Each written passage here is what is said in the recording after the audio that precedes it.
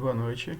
Aqui eu vou fazer a resolução da atividade objetiva 3 sobre o tema diodos, para tirar as últimas dúvidas que possa ter sobrado aí de vocês durante a execução dessa atividade. Primeiro exercício da nossa lista pedia para caracterizar um diodo, e dentro dessa caracterização a gente tinha dois itens. Um para esboçar a curva de corrente e tensão, indicando as áreas ou as zonas de funcionamento desse diodo, com algumas expressões para estar definindo essas áreas. E a outra para a gente identificar os modelos utilizados para a gente descrever o comportamento de um diodo. Então, aqui embaixo eu tenho esse gráfico que eu já usei em aula. Então, o que a gente tem aqui dentro desse gráfico? A gente tem a parte, é um diodo real, que vai ter a sua região de condução, região de corte e região de avalanche.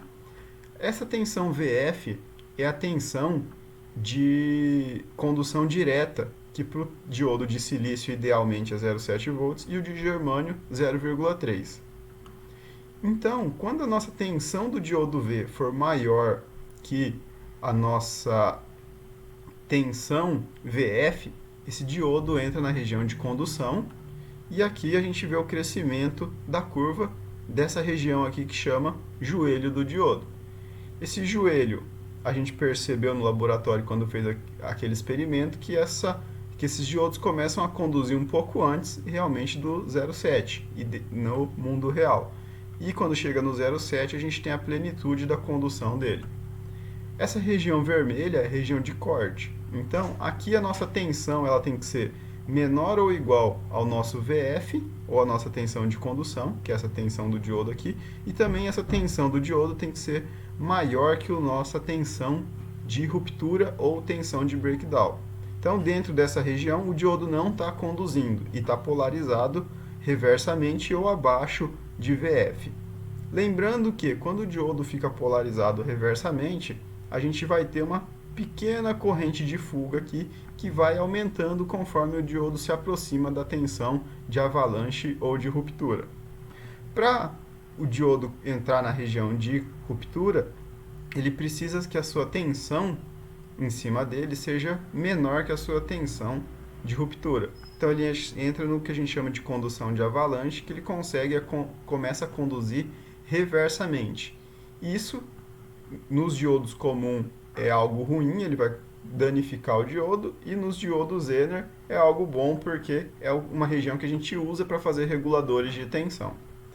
Os outros métodos do diodo que a gente tem, eu fiz dois gráficos aqui. O primeiro é o ideal. Então a gente tem um modelo ideal aqui, onde o diodo funciona apenas como uma chave. Polarizado reversamente, ele entra em corte, não conduz, e quando chega na sua tensão direta, ou um pouquinho superior a 0 volts, ele já conduz, fechando a chave, deixando passar o tanto de corrente que a gente precisar. Esse é o modelo ideal do diodo.